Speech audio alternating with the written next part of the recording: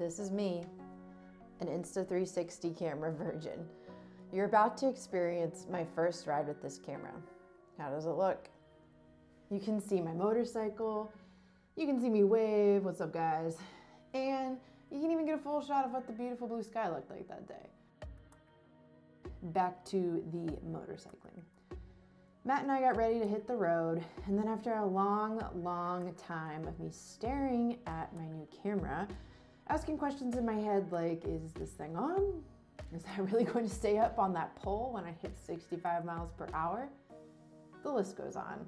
As you can tell, the stare was a good duration. Once I finished sending my new camera 10 or so minutes of affectionate stares, Matt and I were ready to hit the road. For those of you who don't know, this is Matt, my wonderful husband. He's riding a Harley Davidson Low Rider-S. I cannot tell you how cool it was to see this footage for the first time. From a kid that grew up in the 90s, I was flabbergasted to be able to see a 360-degree video.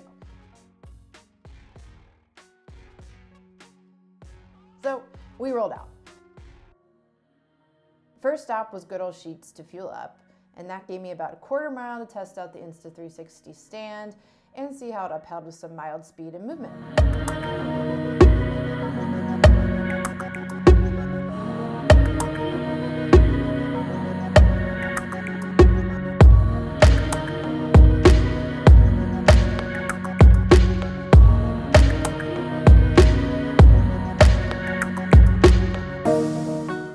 She did great.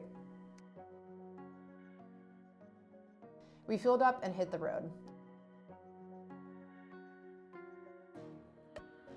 After a quick search for Matt's sunglasses and his saddlebags, the light turned green, or at least we thought.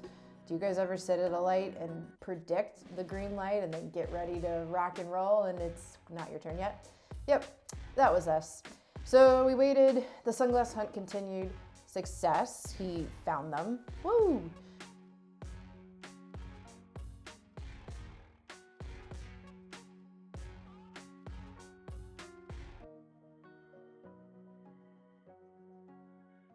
Now, I want you to pay close attention to the shadow of my Insta360 stand and camera. 25 miles per hour neighborhood roads, no problem. Speeding up to get on the highway, not as good. If I had been filming here with my regular GoPro, this would have been a total wash for footage because my Insta360 camera basically fell parallel to the ground. With a GoPro, you would have been looking down at the ground, but because this was a 360 camera, not a huge impact and still good content. It did take me a while.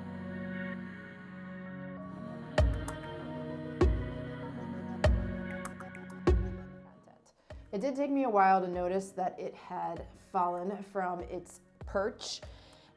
Once I noticed the camera was down, we found a side road to pull over on.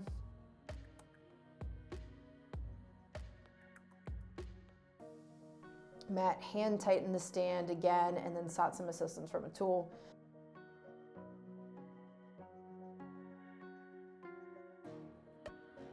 As you can see, I was holding up the bike as he's wrenching on the camera stand, and I decided at this point I didn't want to continue the epic ab workout that was holding the bike up while my husband wrenched on the Insta360 stand, and decided to dismount off of the bike. A couple, or rather several turns of the wrench and a couple of that ain't going nowhere shakes, and we geared up to head back out onto the road. You know those shakes where you dad shakes the Christmas tree on top of the roof with the strap and be like, that ain't going nowhere? That's what I'm talking about here. We had the confirmation that the Insta360 wasn't going nowhere.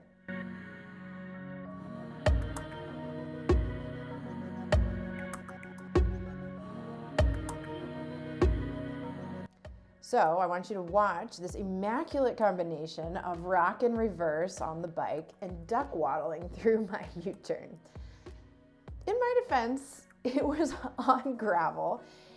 There were rocks in the way, like bigger rocks as you can see, and by no means was this a textbook U-turn, and they probably need some practice in a parking lot or two for this one. I love the back roads in Virginia, and I'm so pumped to get some 360-degree footage of some of the other roads I ride on. Beautiful day and beautiful ride.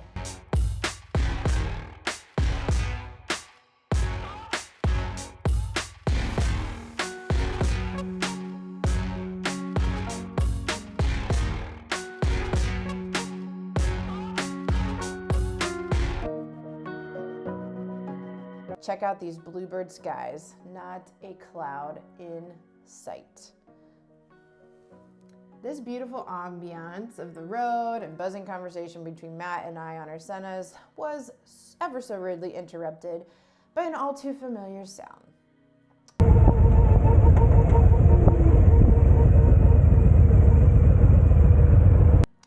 It was coming from my front tire. If you missed my Something Was Wrong videos, there's a part 1 and part 2. I'll link them above. Go check them out. This will give you a little bit of background on this particular saga with my bike.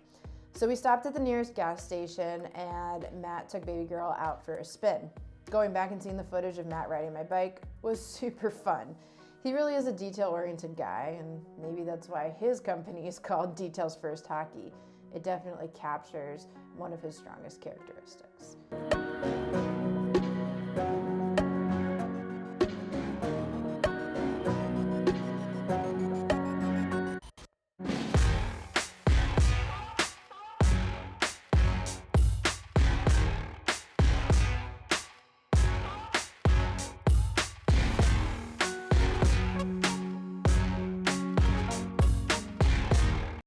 After much evaluation, we decided it was best to head back home. It definitely wasn't comfortable riding with the noise, and neither was Matt. We got a pretty sick ride back. That weekend, Matt ended up unmounting the front tire again. He deflated the tire, broke the bead, and then reinflated the tire until he heard 2 definite bead pops.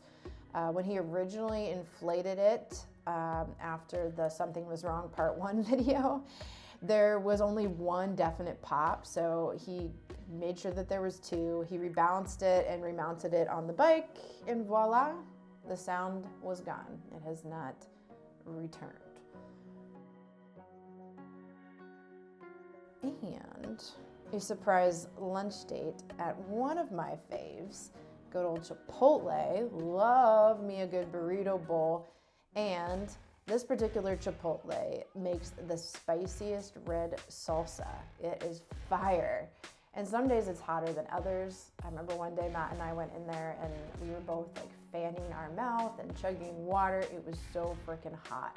Since that day, it hasn't been that spicy, but you know, that could always make a return.